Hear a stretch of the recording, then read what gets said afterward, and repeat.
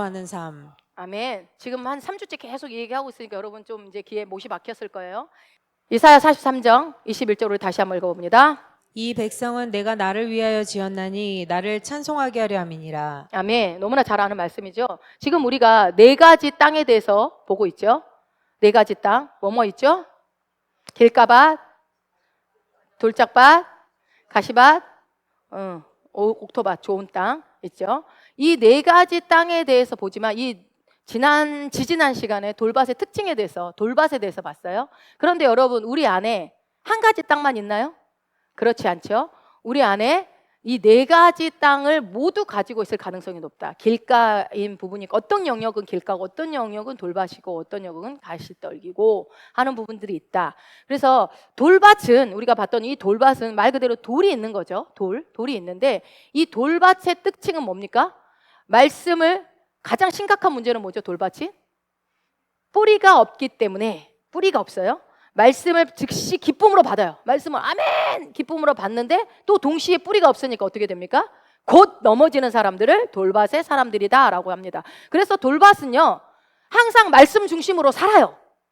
가시떨기는요 세상의 유혹에 이제 넘어가는 사람들이니까 돌밭하고 가시떨기는요 약간 구분이 돼요. 돌밭은요 나일 수 있을 확률이 높아요. 말씀 안에서 항상 말씀 중심으로 살고 있고, 그렇기 때문에 말씀 때문에 흥분합니다. 말씀 때문에 근데 어떻게 해요? 넘어져요.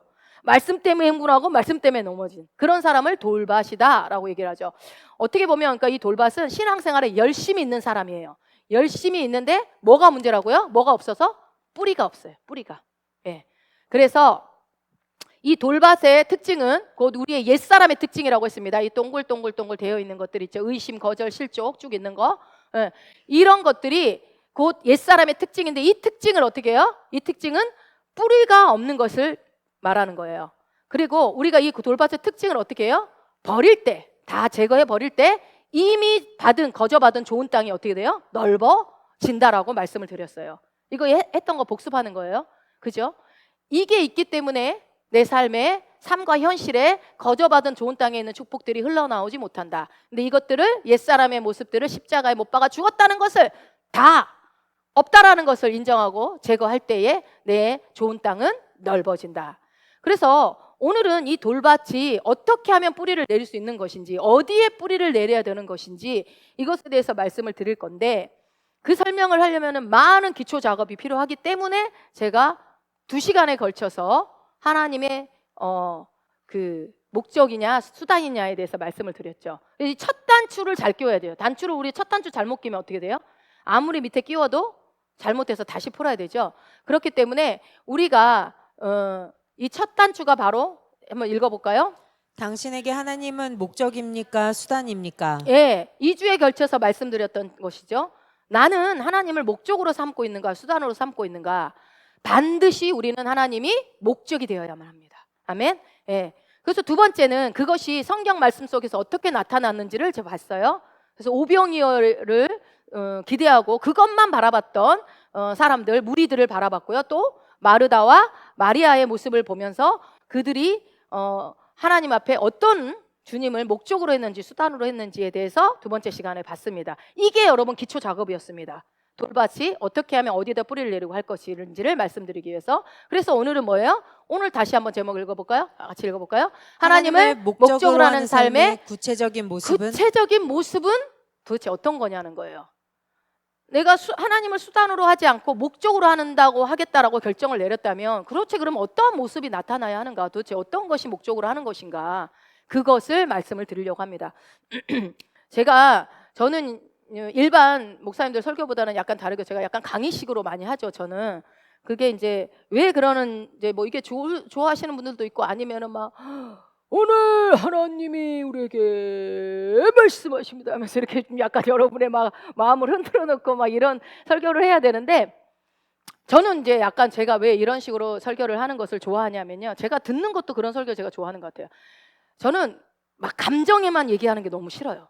이게 제가 이성적이든 감정적이든 이게 동의가 되고 나면, 그래서 그걸 어떻게 해야 되느냐, 구체적인 적용까지. 그래서 도대체 기도해라. 그런데 도대체 기도가 뭐냐, 회개해라. 회개가 뭐냐? 교회가 예수 그리스도의 머리다. 그럼 교회가 뭐냐? 이것에 대해서 설득이 되지 않으면, 납득이 되지 않으면 이게 적용이 저는 어렵더라고요. 그래서 항상 궁금해요. 이걸 어떻게 적용해야 되는지. 그러다 보니까 제가 이제 설교도 약간 여러분에게 이렇게 떠먹여 주듯이 구체적으로 말씀을 드리거든요. 그래서 꼭 뭐 제가 하라는 대로 꼭 해야 되는 건 아닙니다. 성경에 써 있는 거는 써 있다고 제가 얘기를 하지만 그렇지 않은 것들은 여러분이 유두리 있게 균형 있게 받아들이시면 돼요. 그러니까 예를 들면 저는 이런 거죠. 만약에 여러분 말씀을 묵상해야 됩니다. 하나님의 자녀들, 새로운 피조물들을 말씀을 묵상해야 됩니다. 알겠어. 그러면 말씀을 묵상한다는 것이 구체적으로 어떤 모습이냐는 거예요. 여러분 그런 게 안 궁금하십니까? 저는 그런 게 너무 궁금한 거예요. 또 여러분 하나님과 친밀한 시간이 반드시 필요합니다. 오늘 이제 그 얘기를 할 건데 그러면 도대체 어떻게 하는 거냐고요. 친밀한 시간을 어떻게 가져야 돼요? 친밀하면 친밀해집니까? 그리고 하나님과 예수님을 아는 것이 영생이죠. 그분을 아는 게. 그러면 영생인데 어떻게 무엇을 알아야 되냐고요. 영생을 아는 게 도대체 어떻게 무엇을 알아야 돼요? 이런 것들에 대한 질문이나 궁금증들이 있으면 그게 풀려지면 신앙생활이 쉽잖아요. 아, 그거구나. 영적이라는 게 여러분 뭐라고 그랬어요? 영적이다. 저는 이 영적이라는 것이 항상 약간 홀리한 뭔가 영의 세계를 막 많이 알고 있는 사람이 영적 아니죠. 기억나시나요? 영적인 게 뭐죠? 말씀적인 거. 내가 곧 이른 말이 영이요 생명이요. 생명적이다, 말씀적이다, 영적이다 다 같은 말입니다. 네. 이거를 이해를 해야 돼. 이거를 저는 이게 이해가 안 되면 참 어렵더라고요. 그래서 저의 이제 그런 그 경험 때문에 여러분들한테 약간 잔소리처럼 세부적으로 막 떠먹여주듯이 얘기하는 것을 저는 좋아하는데 그걸 감안하시고 들으시기 바랍니다. 뭐 저렇게까지 얘기해 할 수 있는 것까지도 저는 얘기할 겁니다. 그러니까 그대로 근데 뭐 쓸데없는 얘기 별로 뭐 유익 안 되는 얘기는 아니니까 잘 들으시고 오늘도 내가 하나님을 목적으로 하는 삶의 이 구체적인 모습은 어떤 것인가 이것에 대해서 한두 가지라도 여러분이 가져가셔서 삶에 풀어내신다면 분명히 변화가 일어나겠죠. 자, 그러나 다시 한번 말씀드립니다. 제가 말하는 게 정답은 아닙니다. 율법적으로 반드시 이렇게 해야만 한다 하는 말이 아니기 때문에 균형 있게 받아들이시기 바랍니다. 자, 하나님을 목적으로 추구하기를 원하고 이렇게 살기를 원하죠, 여러분. 그렇습니까? 네, 그렇게 원하시는 분들도 있겠지만 그거를 모르시는 분들을 위해서 저 같은 사람이 필요한 거잖아요. 그래서 오늘은 방법적인 부분을 말씀드릴 거예요. 방법적인 부분. 일단 나도 하나님만을 목적으로 하는 마르다가 아닌 마리아처럼 살겠다라고 결단하셨습니까? 이 결단한 사람들만 이 설교 들으셔야 되는데 자, 그런 모습으로 살겠다. 마리아처럼 살겠다라는 마음의 결정이 내려졌다면 그러면 하나님께서 무엇을 원하는지 그걸 알아야 되겠죠. 하나님께서 원하시는 게 뭔지. 즉 뭐예요? 하나님의 자녀인 우리가 그리스도인인 우리가 존재하는 이유가 뭐냐는 거예요.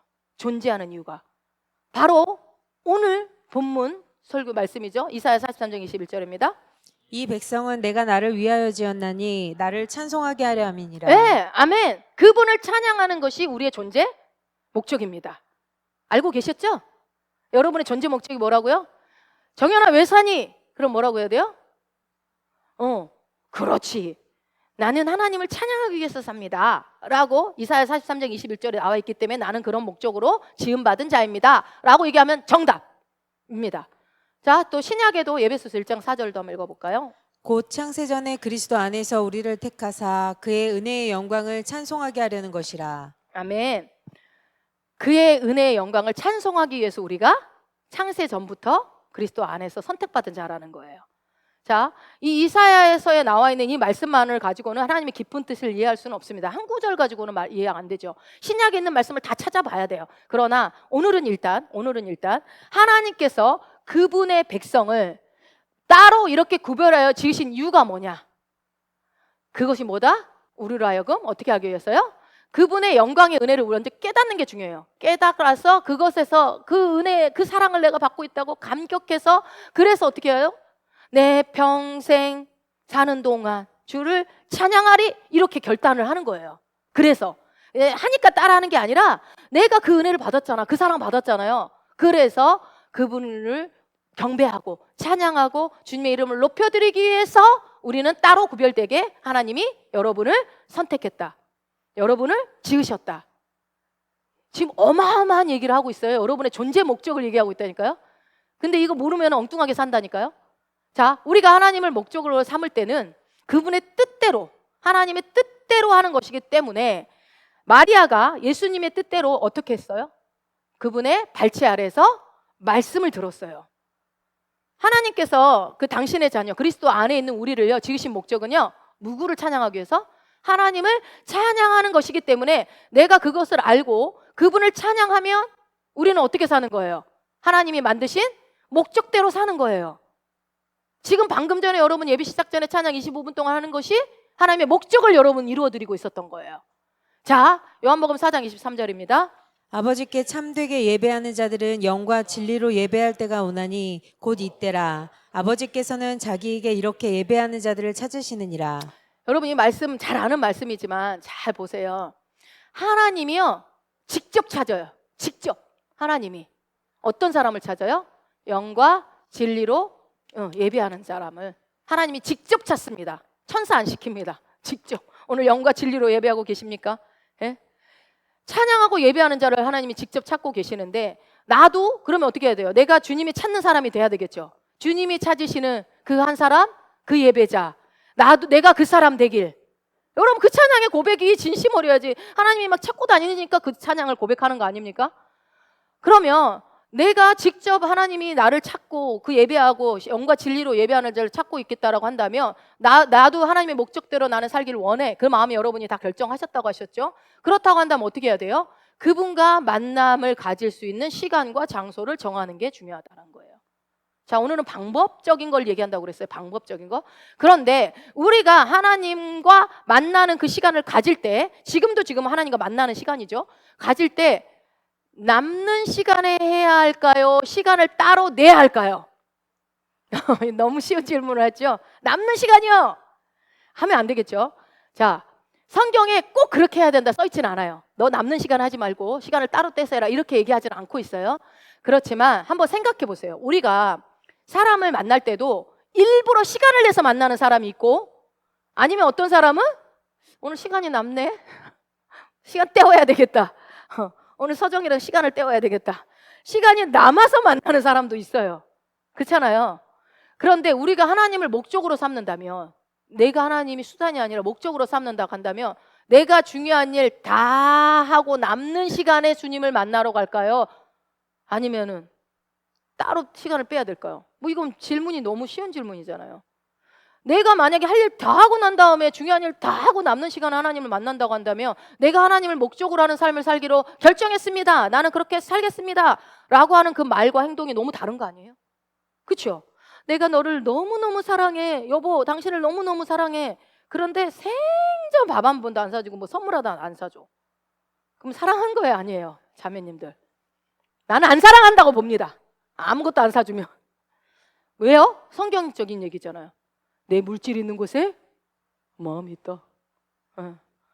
아무것도 안 사주면서 사랑해 사랑해. 그러면은요 그때 얘기하십시오. 성경을 들이대십시오. 네 물질 있는 곳에 마음이 있다 라고. 여러분 하나님이 목적인데 어떻게 남는 시간에 만나겠습니까? 그죠? 오늘 여러분들 남아서 온 게 아니잖아요. 그렇죠? 그래서 첫 번째로 저는 개인적으로 시간을 정해놓고 하나님과 교제하는 것이 너무 중요하다고 생각합니다.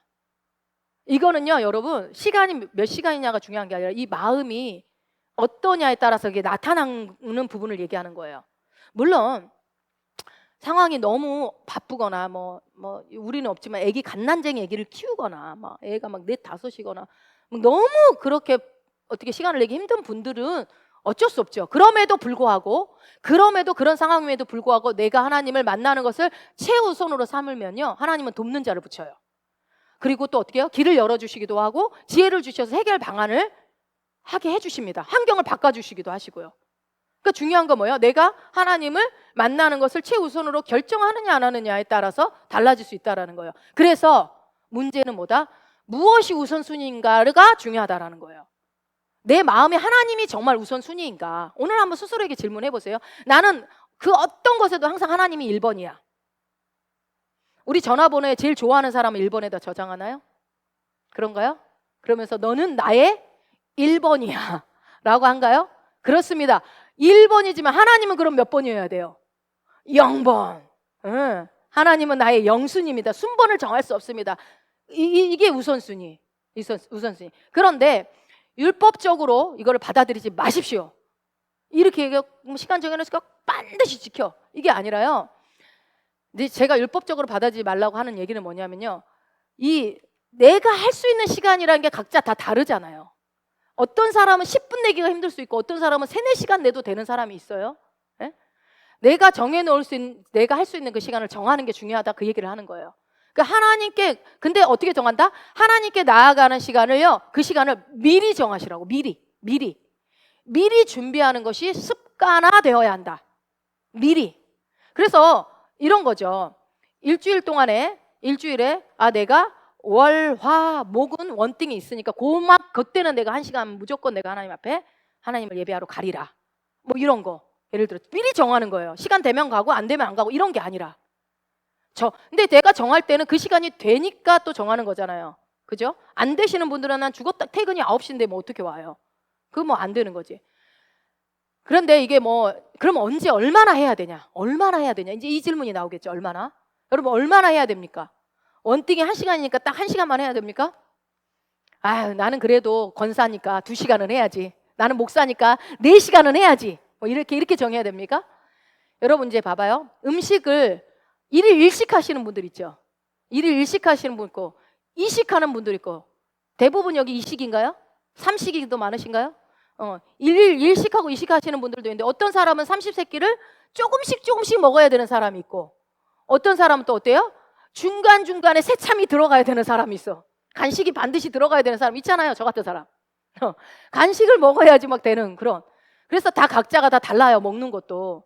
그렇기 때문에 다르기 때문에 1시간 이렇게 딱 정해놓고 너는 왜 다른 사람들은 다 1시간 하는데 너는 1시간 안 하냐? 이렇게 하면 안 된다는 거예요. 그렇게 하면요. 바리새인하고 뭐가 달라요? 바리새인들이 얼마나 시간에 철저했습니까? 꼭 그렇게 하자는 말씀이 아닙니다. 어떻게 하는 게 중요하다고요?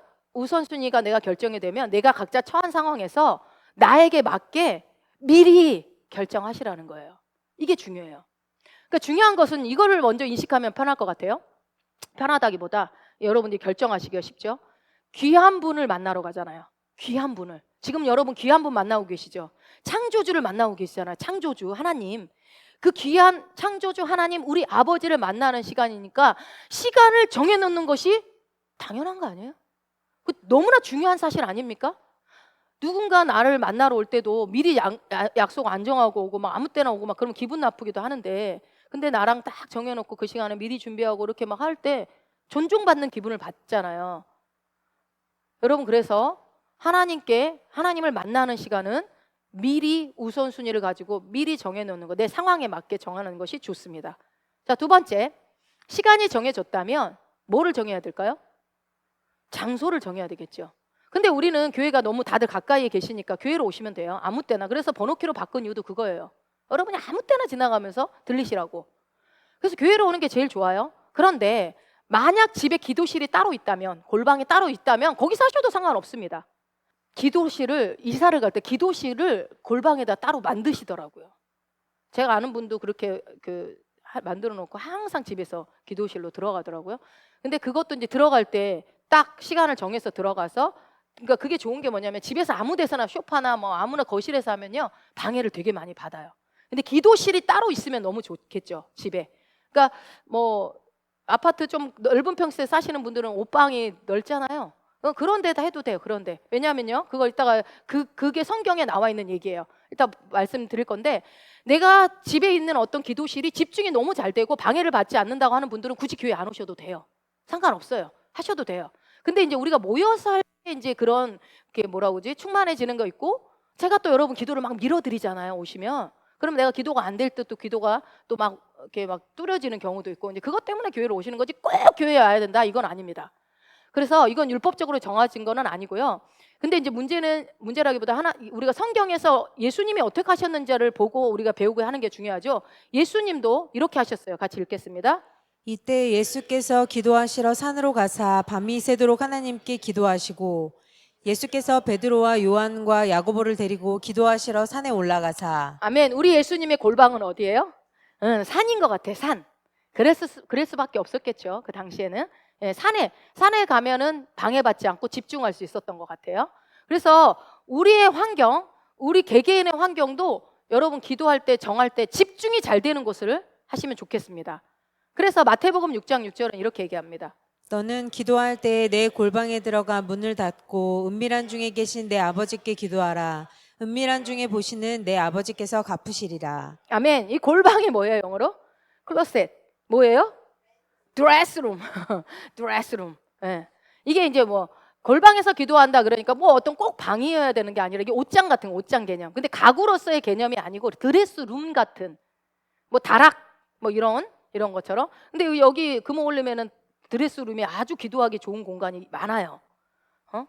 거기다 십자가를 놔야 된다. 안 놔도 돼, 안 놔도 돼요. 그냥 뭐 방석 하나만 다리 베기지 않게 놓으시면 됩니다.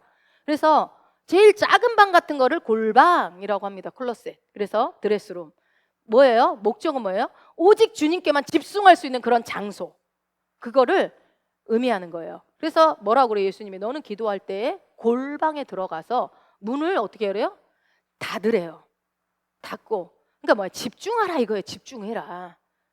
그래서 은밀한 중에 계신 내 아버지께 기도해라. 은밀한 중에 여러분 성경 말씀 읽을 때 똑같은 말씀이 2번, 3번 반복될 땐 중요한 거예요. 어떻게 하라는 거야? 조용히 집중해서 독대하라는 거예요, 주님과. 그래서 그런 장소가 우리 모두에게 다 있어야 돼요. 여러분 있어요, 골방? 다 있습니까? 저는 있습니다. 여러분도 있을 거예요. 분명히 있어요. 교회가 될 수도 있고요. 어디가 있어요? 차 안. 차 있는 사람 분명히 지금 차 안에서 굉장히 주님과 교제 많이 하시는 분들도 있을 거예요. 차 안이 될 수 있고. 차가 없으면요. 우리 전정숙 권사님 거기서 집에서 여기까지 걸어올 때 상당히 오랜 시간 걸어오죠. 그때 걸어오면서 주님과 교제하면서 오는 거예요. 혼자 산책을 하면서 길을 걸으면서 이것도 골방이 됩니다. 중요한 건 뭐예요? 내가 혼자 오로지 주님께만 집중할 수 있는 그런 장소를 정하는 것이 중요하다는 겁니다. 그래서 운전하시는 분들은 차 안이 참 되게 집중이 저는 잘 되더라고요. 차 안이. 그래서 어디 멀리 1시간씩 운전하고 갈 때는 1시간 내내 방언기도를 하고 가면 아주 신나요. 얼마나 기도할 때. 이렇게 여러분 시간과 장소가 결정됐다면 그러면 그때 뭘 해야 할까요? 하나님을 목적으로 삼고 그분을 만나는 시간에 우리는 뭘 해야 할까요? 기도만 합니까? 자, 오늘 본문 다시 한번 읽습니다. 이 백성은 내가 나를 위하여 지었나니 나를 찬송하게 하려 함이니라. 예, 뭘 해야 된다고요? 예, 찬양하면 돼요. 찬송. 오직 하나님을 찬양하는 목적으로만 나아가는 겁니다. 이렇게 하라고 목적이 우리가 지어졌잖아요. 이게 오늘 제가 말씀드리고 싶은 것의 핵심입니다. 핵심. 이사야 43장 21절 말씀. 이때 여러분 제가 왜 이걸 핵심이라고 얘기하냐면요, 내가 하나님과 골방을 만들었어요. 그분을 독대하러 나가요. 은밀한 중에 주님 앞에 하나 뭐라고 그랬어요? 막 네 원하는 걸 구해라 이렇게 나와 있지 않아요. 뭐라고 그랬어요? 그러니까 우리가 이 나를 찬송하기 위해서 나를 만드셨다면 내가 하나님 앞에 나갈 때 어떤 필요를 가지고 나가지 말라는 거예요. 아니 뭐 필요 가지고 나갈 수 있어요, 어린 신앙일 때는. 근데 제가 오늘 말씀드리고 싶은 거는 하나님을 목적으로 하는 삶을 살겠다고 하는 여러분들에게 드리는 말씀이니까.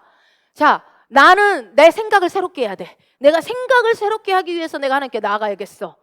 이거 다 누구의 유익이에요? 나의 유익이죠. 내 어떤 필요를 채워야 되겠어. 내가 기도해가지고 하나님 이 응답 내가 받아낼 거야.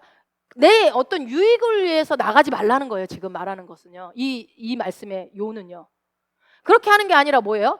오직 하나님을 찬양하고 경배하고 그 오직 주님의 이름을 높여드리고자 하는 그 유일한 목적, 그 하나의 목적, 그 유일한 목적 하나로 나아라 라고 얘기하는 겁니다.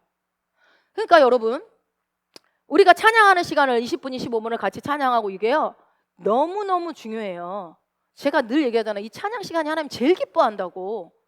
그래서 여러분이 하나님께 드리는 거예요. 찬양 올려드리는 거예요. 그래서 우리가 교회에서 다 같이 함께 모여서 이 찬양하는 시간도 있긴 하지만 내 개인의 삶 속에서 여러분의 각자의, 교회는 일주일에 한두 번 오지만 내 일상의 삶은 훨씬 많잖아요. 혼자 따로 있을 때. 그럴 때 어떻게 하라는 거예요? 내가 하나님을 추구하고 기도한다고 할 때 주로 이제 기도 제목 읽죠. 작정하고 기도하면서 이걸 돌파해야겠다 이런 게 아니라는 거예요. 하나님께 나갈 때 그렇게 나가지 말라고요. 왜냐하면 그게 우리의 목적이 아니기 때문에 그렇습니다. 이 목적, 내가 이 기도를 해야 되겠다, 이 기도 제목, 이 중보 기도를 해야겠다, 내가 작정하고 기도해야 돼, 이거 돌파, 이거는요 모든 종교에 다 있어요. 여기 기독교에만 있는 게 아니에요. 자, 왜냐하면 그게 다시 한번 말씀드립니다. 우리의 목적이 아니라고요. 이것이 여러분 핵심이에요. 내가 뭐든지 여러분 존재 목적을 모르면, 이게 여러분 컵이죠. 컵의 존재 목적은 뭡니까? 차를 담거나 커피를 담거나 물을 담아내는 게 목적인데, 여기다가 내가 세수를 해. 이거 세수대로 쓰면은 이게 세수대가 됩니까? 이게 존재 목적을, 지어진 목적에 해당이 안 되는 거 불편하지. 어떻게 이걸 세수로 합니까? 목적을 알아야 돼요. 그래서 여러분, 우리의 목적은 뭐라고요? 하나님 앞에 어떤 목적을 가지고 나가는 게 우리의 목적이 아니라고요. 이거는 정말 핵심 포인트고, 여러분 뭐요? 여러분 삶의 터닝 포인트를 줄 수 있는 아주 중요한 얘기예요. 여러분 다 많이 아는 얘기인 것 같죠? 여러분 이게 계시가 오면, 깨달아지면 엄청난 일이 일어나요. 이거를 영어로는 뭐라고 그러는 줄 아세요? 읽어보세요. 어유, 발음 좋아. 게임 체인저. 자, 판을 뒤바꾸다, 전환점, 승부수. 여러분 승부수라는 거 아시죠? 승부수. 그러니까 예를 들면 운동 경기 중에 막 우리 편이 막 지고 있는데 감독이 가가지고 뭐 해봐 슉슉슉 얘기를 했어요. 어떤 너가 일로 가고 네가 일로 가고 이렇게 배치를 했어요. 그랬더니 어떻게 됐어요? 경기가 판도가 뒤집혀져 우리 팀이 이기게 됐어요. 그래서 나중에 뭐라고 그래요? 야, 그 사람을 거기다 세운 게 신의 한 수였다. 투수를 바꾼 게 신의 한 수였다. 뭐를 바꾼 게 선수 교체를 한 게 신의 한 수였다. 이런 게, 그렇게 게임을 게임 체인저 이걸 하는 게 그런 걸 얘기하는 거예요. 그래서 내가 어떤 기도 제목이 있어서 주님께 나가고, 내 생각을 새롭게 하기 위해서 나가고, 말씀을 선포하기 위해서 나가고, 어떤 돌파를 위해서, 아니면 한국교회와 지금 전쟁이 있는데 이 전쟁을 종식시키기 위해서 내가 이 나라와 민족과 전 세계의 열방을 품고 중보하기 위해서 나가고, 이런 게 아니라고요. 이런 게 아니라고요. 이거 하지 말라고 한 게 아니에요. 여러분 잘 분별해서 들으세요. 뭔가 이렇게 꺼리가 있어서 나가는 게 아니라고요. 우리는 하나님께 나갈 때 왜 나가요? 그분을 찬양하고 예배하는 것이 유일한 목적입니다. 자, 그런데 여러분, 제가 방금 전에 언급한 것들 있잖아요. 언급한 것들, 문제를 가지고 나가고, 열방을 위해서 기도하고, 내 생각을 위해 변화시키기 위해서, 사역의 부흥을 위해서, 교회의 부흥을 위해서, 이렇게 나라와 민족의 열방을 품고, 내가 선교사들을 위해서 이렇게, 그런 기도들 다 중요하고 우리가 해야 되는 것들입니다. 그런데 그런 것들이 최우선순위는 아니라고요, 여러분. 이거 여러분 꼭 기억하세요. 여러분, 저는 사역이 목적이 아니에요. 제가요, 오늘 제가 신기한 경험이라기보다, 주님이 아침에 이제 제가 딱 눈을 떴을 때 주로 이제 하나님이 많이 말씀해 주시는데, 그 찬양을 우리가 이렇게 무대를 만들었죠. 그래서 하나님을 예배하고 찬양하는, 모두가 하나님을 찬양하고 하나님을 높여드리고 경배하고 예배. 그래서 예배팀을 위해서 계속 기도해 달라는 게, 우리가 하는 일은 하나님을 예배하고 찬양하는 것밖에 없어요. 우리가 할 일은 그 일을 하기 위해서 했는데, 저도 어느 순간에 약간이 아니라 이 찬양 시간에 25분을 이렇게 실수하면 안 된다, 은혜스럽게 해야 된다, 이런 것들이 약간 제 안에 짐이었었나 봐요. 저는 이제 생각을 안 하고 있었는데, 근데 오늘 딱 눈 뜨는데 하나님 그 부분을 딱 저한테 조명하시는 거예요. 거기가 너의 무대냐? 사람들에게 보여주기 위해서 하는 찬양이냐? 제가 이 말씀을 일주일 내내 묵상하고 하다 보니까 하나님이 또 이제 깨닫게 해주셨겠죠? 그렇지. 그래서 여러분, 저는 연습 많이 하지 않습니다. 찬양 연습. 누구를 위해서 연습을 합니까? 그러나 이제 한 팀이 같이 연습을 해서 찬양을 좀 이렇게 잘 맞추는 건 필요한데, 그게 안 되고 있는 게 아쉽긴 하지만, 이게 그래서 제가 앞에 서서 설교를 하고 여러분 찬양 인도를 하고 이런 것들을 도대체 누구한테 하느냐, 이것에 대한 질문을, 아주 근본적인 질문들을 저한테 던지실 때, 내가 왜 실수하지 않으려고 할까? 왜 내가 이거를 잘 이 시간 하나님께 올려드리려고 할까? 할 때, 하나님은 우리의 실수를 용납하지 않기 때문입니까? 아니잖아요. 정말 우리가, 여러분, 악기 하나도 없어도 하나님께 은혜로운 예배 드릴 수 있거든요. 이런 음향 아무거 없어도요, 우리는 하나님을 정말 예배할 수 있어요. 어느 곳에서든. 그것을 하나님이 너무너무 기뻐하신다라는 것을 저는 다시 한번 알았어요. 그렇지. 제가 오늘 주일날만 여러분 제가 무대에 서서 제 꿈을 이루는 시간이 아니라는 것에 대해서 늘 생각하고 있었지만 다시 한번 내가 하나님 앞에 우리가 다 같이 저의 역할은 말씀을 전하는 역할뿐이고 같이 하나님을 예배하고 여러분 여기 와서 꼭 제 말씀에 꼭 은혜를 다 받아야 됩니까? 그건 아니잖아. 하나님을 예배하는 것 자체가 너무 감사한 거잖아. 이 시간 이 자체가 우리한테 우리의 목적으로 살고 있는 모습인 거예요. 여러분, 그래서 목사가 사역이 최우선이 되어서는 안 됩니다. 여러분이 와서 이 직분을 감당하는 게 최우선이 돼서는 안 된다고요. 자칫 죽도록 충성해야 된다. 하나님은 충성하는 자를 찾으신다. 막 이런 걸 들이대면서 충성을 강요하는데요. 해야죠. 충성하고 사역을 열심히 해야죠. 그러나 최우선 순위는 아니라고요. 그게 우선순위는 아니라고요. 나와 하나님과의 관계가 1번이에요. 1번. 나와 하나님과 아버지와의 관계. 여러분 신랑 신부 한번 생각해 보세요. 신랑 신부. 신부가 신랑에게 나아갈 때 항상 문제를 가지고 나가. 이것 좀 해결해 달라고. 이런 식으로 나가는 거야. 제발 여보 이것 좀 해결해 주십시오. 이것 좀 해결. 그게 최우선입니까? 그게 최우선이에요? 아니잖아요. 신랑과 신부는 어떻게 해야 돼요? 어떤 관계예요? 우리가 예수님이 신랑이시잖아요. 우리는 신부잖아요. 신랑과 신부는 어떻게 해요? 서로가 서로를 사모합니다. 서로가 서로를 사랑해요. 사모하고 서로가 서로에게 뭐를 고백하기에 나가요? 사랑 고백. 사랑을 고백하는 거예요. 그게 가장 최우선이에요.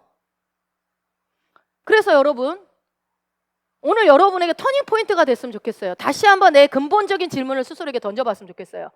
우리가 오직 하나님을 경배하고 찬양하고 예배하는 이 시간을, 이 찬양의 이 시간을 그것만을 위한 장소, 이것을 미리 정해놓고 하나님과 교제하는 것, 이게 우리의 존재 목적이라고요. 여러분이 살아가는 목적이에요. 내가 돈 많이 벌어서 11조 많이 내서 교회에 선교 열심히 해야 되겠다, 이게 목적 아니라고요. 그거는 부수적으로 다 따라오는 열매예요. 열매. 그건 열매. 우리의 부르심을 성취하는 첫 번째 단추가 뭐라고요? 이 목적을 아는 거. 내가 하나님과 교제하기 위해서 지음받았다라는 거. 여러분 자식 왜 낳아요? 내 노후 보장으로 낳습니까? 보험입니까? 자식이? 보험이 돼주는 자식도 있긴 있지만 그거 아니잖아요. 자식과 부모와 자식, 부모는 제가 보니까 그런 것 같아요. 자식하고 기쁨 얘기를 나누고 서로 얘기를 하고 교제할 때 제일 즐거운 것 같아요. 부모가 보면 서로 의논해주고 얘기해주고, 그리고 엄마한테 의지하기도 하고 또 아빠를 의지하기도 하고, 그래서 서로 이렇게 아름답게 소통이 이루어지는 거. 여러분 어렵지 않잖아, 그 생각하면요. 그래서 여러분 첫 번째, 우리 부르심을 성취하는 첫 번째 단추가 뭐라고요? 반드시 하나님이 목적이 되는 삶이 되어야 합니다. 하나님 자체가. 그래서 하나님을 찬양하고 예배하고 그분 앞에 나가는, 그분과 교제하는 시간이 여러분에게 가장 최우선순위가 되어야 돼요. 그 다음에 권사도 있고 목사도 있고 뭣도 있고 다 그러는 거예요. 그 다음에 뭐도 있고 뭐도 있고. 여러분 만약에 한국교회 성도들이 하나님을 찬양하고 예배하는 것을 첫 번째 목적으로 삼는다면 우리가 한국교회를 위해서 기도할 게 있을까요? 저는 없을 것 같아요. 그 전부 뭐예요? 이 첫 번째 단추를 잘못 낀 거예요. 첫 번째 단추를. 첫 번째 단추를 해결하지 않고 두 번째, 세 번째, 네 번째 아무리 해봐야 뭐 이 전도해보고 총력 전도해보고 기도해보고 뭘 한다 이렇게 한다고 되는 게 아니라는 거예요. 내가 하나님을 경배하고 찬양하는 것을 첫 번째 목적으로 하고 주님께 나아가는 시간을 내가 규칙적으로 가질 때 그 나머지는요, 여러분 사실상 해결할 문제가 없어요. 굳이 문제가 생기지 않습니다. 해결해야 돼. 저절로 해결되는 것을 체험하시게 될 겁니다. 첫 번째 단추만 잘 해결했더니, 주님과 친밀했더니 나머지는 그냥 끝나는 거예요. 어떻게 해요? 그걸 네가 어떻게 하냐? 성경에 나왔잖아요. 마리아가 주님 발치 앞에서 뭐만 했어요? 말씀을 듣기만 했는데 자기 부르심을 알아버렸잖아요. 자, 읽어볼게요. 마가복음 14장 8절. 그는 힘을 다하여 내 몸에 향유를 부어 내 장례를 미리 준비하였느니라. 예, 향유 옥합을 깨뜨려서 예수님의 장례를 미리 준비하는 거. 이게 누구의 부르심이었어요? 마리아의 부르심이에요. 여러분 부르심 뭐 대단한 건 줄 아십니까? 그냥 하라고 한 거 그거 하면 돼요. 주님이 하라고 한 거 그거. 마리아는요, 이것만 하면 돼요. 예수님의 장례를 준비하는 거. 자기 평생의 부르심이었어요, 이게 마리아에게. 그런데 여기에 이르기까지 마리아가 준비한 것은 많았죠. 뭐 있어요? 주님의 발치 앞에서 말씀을 듣는 것. 주의 말씀을 듣는 것. 가장 중요한 그것을 했더니 자기의 부르심을 성취했잖아요. 마르다도 열심히 했어요. 주를 위해 음식장만 열심히 했어요. 열심히. 근데 주님이 하라고 한 일을 한 게 아니야. 자기가 하고 싶은 일을 한 거죠. 여러분 중요합니다. 아주 중요해요. 주여 저의 부르심을 알게 하여 주시옵소서. 마리아가 이렇게 기도했나요? 아니요. 작정하며 기도합니다. 내 부르심을 알려 주시옵소서. 아니요. 그 마리아가 한 일은 뭐예요? 주님의 발치에서 말씀을 들었다니까요. 그 시간을 가졌을 뿐이에요. 그랬더니 자기의 부르심이 결과적으로 성취되었다. 마가복음 14장 9절. 내가 진실로 너희에게 이르노니 온 천하에 어디서든지 복음이 전파되는 곳에는 이 여자가 행한 일도 말하여 그를 기억하리라 하시니라. 아멘. 별거 아닌 것 같은데 이 엄청난 일이. 그래서 마태, 마가, 누가, 요한복음에 다 기록됐잖아. 다 기록됐어. 이제 여러분 그래서 이제 시간과 장소가 미리 정해졌고 여기까지는 우리는 어느 정도 다 있는 것 같아요. 정해졌고 그때 또 뭐를 한다고요?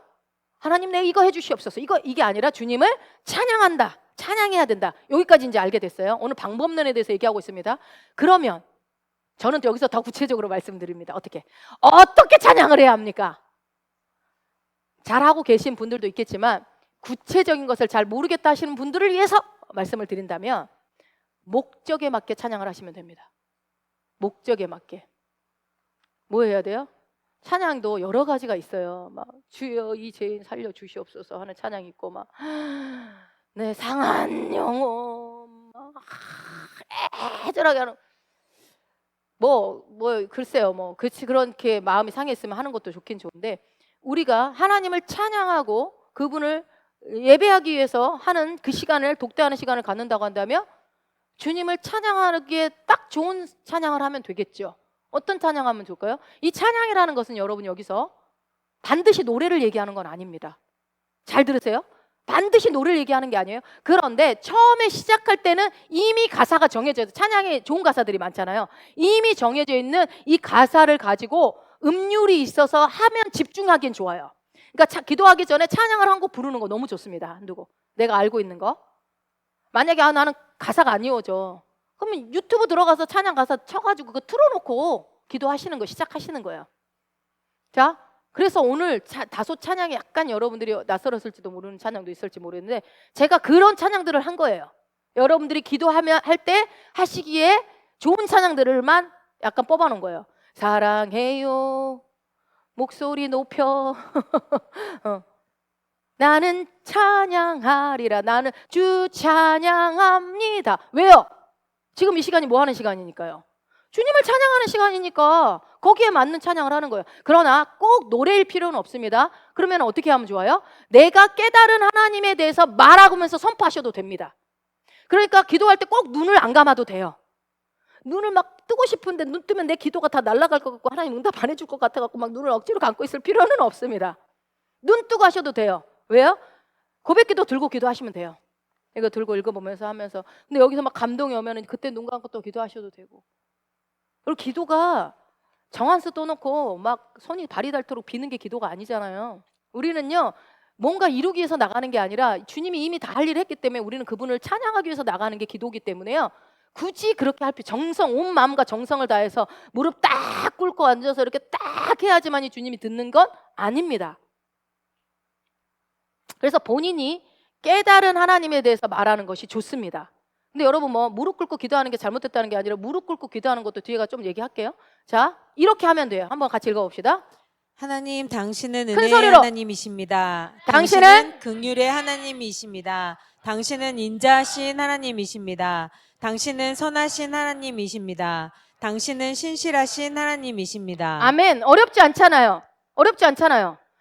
하나님은 신실하십니다. 이 고백을 막 10번이고 20번 하시라니까요. 내 마음의 감동. 이번 한 주간 하나님이 나한테 너무 은혜를 하나님은 은혜의 하나님이십니다. 근데 여기서 또 당신은 그러면 야, 건방지게 왜 당신이라고 그러나? 여러분 이 당신이라는 게 건방진 게 아니죠? 아시죠? 상대방을 높여주리는 용어가 당신이에요. 무식하게 막 그렇게 생각하시면 안 됩니다. 당신은 하나님을 높여드리는 거예요. 은혜의 하나님이십니다. 긍휼의 하나님이십니다. 인자의 하나님이십니다. 이 정도는 여러분이 기억할 수 있잖아요. 내가 경험했던 거, 내가 알고 있는 그 하나님. 이렇게 하면서 고백하시면 나가면 됩니다. 본인이 깨달은 하나님을 고백하는 것만큼 좋은 게 없습니다. 좋은 찬양이 없어요. 그런데 이제 이렇게 하는 것이 어렵다면 신약의 사도들이 찬양하는 구절들이 있거든요. 여기서 이제 조금 더 발전해 말씀을 가지고 하시면 또 좋아요. 같이 읽어봅니다. 하나님을 찬송하리로다. 그분은 우리 주 예수 그리스도의 아버지시요 긍휼의 아버지시며 모든 위로의 하나님이시니라. 주 예수 그리스도의 아버지이신 하나님을 찬양합니다. 당신은 나에게 긍휼을 베푸시는 아버지시며 필요한 모든 위로로 함께 하시는 하나님이십니다. 아멘. 이 말씀을 여러분이 외우고 계셔서 하나님을 찬양합니다. 그분은 나의 그리스도시요 긍휼의 아버지 모든 위로의 하나님이십니다. 이렇게 순조롭게 하면 얼마나 좋겠어요. 근데 이게 잘 안 나올 때는 어떻게 해요? 내 언어로 그냥 하시면 돼요. 어떻게 해요? 아버지신 하나님을 찬양합니다. 아버지를 찬양합니다. 나에게 긍휼을 베푸십니다. 그분은 내 아버지가 되십니다. 나의 위로가 되십니다. 이렇게 그냥 하시면 된다고요. 내 언어로 그냥. 그럼 뭐예요? 이 말씀에 근거한 기도를 하는 거예요. 말씀 붙잡고 기도하라는 게 이런 거예요. 아시겠죠? 여러분 말씀 붙잡고 기도하라는 말에 대해서 질문을 저한테 많이 하더라고요. 도대체 말씀 붙잡고 기도하라는 무슨 말이에요? 그것도 몰라. 성경책 붙들고 기도하라는 거지? 이거예요? 아니죠. 그럼 그런 게 왜 궁금하지 않아요? 말씀 붙잡고 기도하라면 도대체 어떻게 그 질문을요. 막 말씀 붙잡고 기도하라는 말이 말씀을 계속 생각하라는 거예요? 막 이렇게 질문하시는 분들이 있어요. 생각해야 되겠죠. 근데 여러분 말씀이 얼른 생각나든가요? 잘 안 나잖아요. 내 언어로 알고 있는 것들을 이렇게 풀어내시라고요. 자, 이게 전부 이런 문구가 들어가 있는 것들이요. 전부 사도들이 하나님을 찬양할 때 썼던 거예요. 찬송하리로다. 찬송하리로다. 그래서 이거를 하나님 찬양할 때 여기서 1인칭으로 나에게 바꾸시면 돼요. 나에게로. 또 에베소서 1장 3절도 읽어볼게요. 찬송하리로다. 하나님 곧 우리 주 예수 그리스도의 아버지께서 그리스도 안에서 하늘에 속한 모든 신령한 복을 우리에게 주시되 그리스도 안에서 하늘에 속한 모든 신령한 복으로 우리를 이미 축복하신 우리 주 예수 그리스도의 아버지 하나님을 찬양합니다. 아멘. 에베소서 1장 3절 말씀을 근거해서 내 언어로 1인칭으로 바꿔서 그리스도 안에서 하늘에 속한 모든 신령한 복으로 나를 축복하신 해도요. 나를 축복하신 주님 찬양합니다. 찬양합니다. 또 베드로전서 1장 3절 우리 주 예수 그리스도의 아버지 하나님을 찬송하리로다. 그의 많으신 긍휼대로 예수 그리스도를 죽은 자 가운데서 부활하게 하심으로 말미암아 우리를 거듭나게 하사 산 소망이 있게 하시며 그리스도를 부활하게 하사 우리를 거듭나게 하신 하나님을 찬양합니다. 아멘. 요렇게 부활하게 하셔서 주 그리스도의 그 부활로 나를 의롭게 하신 것을 감사합니다. 이렇게 해도 되고요. 그래서 여러분이 요즘에 말씀을 계속 배우고 있는 것들을 기도할 때 그거를 한마디씩, 물론 방언기도 쫙 해도 상관없어요. 그런데 한마디씩 시작할 때 이렇게 선포하시고 하는 것이 좋다. 예. 그러면 또 기도하다가 잡념이 들어올 때 한 번씩 이렇게 선포하시고 하셔도 좋다. 그리고 이거는 약간 이제 그 열외로 소소하게 여러분들한테 좀 말씀드리고 싶은 거는, 기도할 때 몸을 앞뒤로 이렇게 움직이면서 기도하기도 하고 좌우로 이렇게 흔들면서 기도하기도 하고 여러 가지 기도하시는 모습들이 다양하죠. 어떤 분은 막 계속 팔을 움직이면서 하시는 분들이 있고 막 많아요. 근데 여러분 그게 잘못된 건 아닙니다. 잘못된 게 아니에요. 왜냐하면 그렇게 하는 분들은 왜 그렇게 하는 거죠? 네, 집중하려고 그러는 거예요. 그렇게 하면 집중이 잘 되니까 가만히 있어 꼼짝하지 않고 기도하는 것보다 내가 앞뒤로 흔들고 이렇게 할 때 집중이 잘 되기 때문에 하고, 손을 꼭 들어야 되는 것도 아니에요. 근데 내가 손을 들면 집중이 잘 되거든요. 집중할 때. 그래서 손을 드는 거지, 손을 안 들면 내 기도가 안 올라가는 게 아닙니다. 그러니까 이런 것들에 내가 집중을 잘 하기 위해서 어떤 행동들을 한다고 하는 것은 잘못되지 않았습니다. 그래서 여러분 그게 교회 안에서도 그렇게 자유롭게 요즘은 기도를 많이 하지만, 미국의 대기업 같은 데서는 여러분 어떻게 하는 줄 아세요? 가만히 의자에 앉아서 업무 보게 하지 않아요. 편안한 자세로 언제 어디서든지, 구글 아시죠? 구글 같은 데 회사는요 누워서 하는 사람들도 있어요. 업무 보는 회사에서 누워야 생각이 더 잘 나니까 그 사람은. 여러분 그 어떤 자세가 있잖아. 그리고 어떤 사람은 어떻게 해야 돼요? 어떤 특별한 어떤 동작을 해야, 뱅글뱅글 자세 돌아야 막 생각이 잘 나는 사람은 돌아야지 어떻게 해요? 예. 그 기도할 때 어떻게 해요? 서서 걸어 다니면서 기도해야지 잘 되는 사람 있죠. 그러면 걸어 다니면서 해야죠. 저는 그런 사람 아니면 누워서 기도하시는 분들도 많이 봤어요. 누워서 집중해서 하시는 분들이 있더라고요. 아니, 허리 아파서도 그렇게도 하겠지만 그래야 집중이 잘 되시는 분들이 있더라고요. 그러니까 여러분, 기업도 자기네들 유익을 위해서 누워서도 하게 하고 자빠져서도 하게 하고 이렇게 다 하게 하면서 어떤 집중하게, 업무에 집중하게 하는 것처럼 여러분이 꼭 가만히 앉아서 꼼짝 않고 기도해야 되는 건 아닙니다.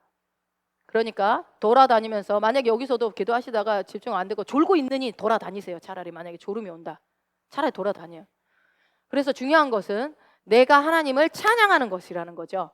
그래서 시간, 장소 또는 자세 이런 것들은 전부 다 하나님께 찬양 드리는데 도움이 되는 방향으로 하시면 돼요. 근데 막 옆에 사람 막 방해되게끔 막 이렇게 이런 거 하지 마세요. 막 귀에다 대고 막 그런 걸만 안 난다고 한다면 목적에 맞게 맞춰 조절하시면 됩니다.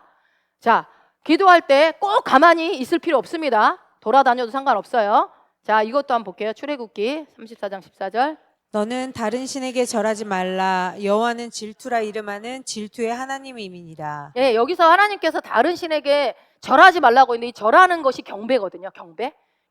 그래서 우리가 뭐라고 말은 하지 않아도 하나님께 엎드려 무릎 꿇고 엎드리는 그 자세가 뭐예요? 경배하는 자세예요. 그러니까 내가 하나님을 경배합니다 말하지 않아도 내가 무릎 꿇고 딱 엎드리면 그게 벌써 자세만으로도 하나님을 경배하는 거죠. 그러니까 내가 만약에 하나님을 경배하고 싶으면 다리 저릴 때까지 좀 무릎 꿇고 있는 것도 뭐 괜찮지. 너무 저리면 이제 풀르시든가 일어서든가. 그러니까 그런 마음 자세가 내가 마음의 중심이 그렇게 했으면 무릎을 꿇든 어떻게 하든 하는 것도 중요하다. 자, 그래서 오늘 하나님의 목적을 할 때 그것은 어떻게 하는 것인지 제가 아주 굉장히 구체적으로 말씀을 나눴습니다. 그리고 오늘 나눈 것 중에 한번 읽어봅시다. 내가 존재하는 목적은 하나님을 찬양하기 위함입니다. 한 번 더. 내가 존재하는 목적은 하나님을 찬양하기 위함입니다. 아멘. 이것만 절대로 잊지 마시기 바랍니다. 하나님을 찬양하는 방법에 대해서 말씀을 드렸어요. 만약에 나는 1시간 동안 눈 감고 있는 게 너무 힘들다 그러면은 그래서 사실은 기도할 때 불 다 켜놓고 해도 돼요. 만약에 깜깜한 데서 어두운 데서 난 집중이 잘 되면은 그런 분들은 골방을 따로 하시면 되고 다 같이 할 때 그래서 이거 보고서 읽으면서 그러면서 하면은 집중이 잘 되죠. 올람 갔을 때 우리는 다 그렇게 기도합니다. 이거 들고 이렇게 해서 그렇게 하면 말씀 가지고 그대로 집중해서 그렇구나 하면서 또 기도가 막 정말 집중이 잘 되거든요. 그래서 여러분 내가 오늘 아침 눈을 떠서 해야 될 일 중에서 가장 첫 번째 우선순위를 차지하는 것이 뭐였다? 하나님을 찬양하는 일입니다.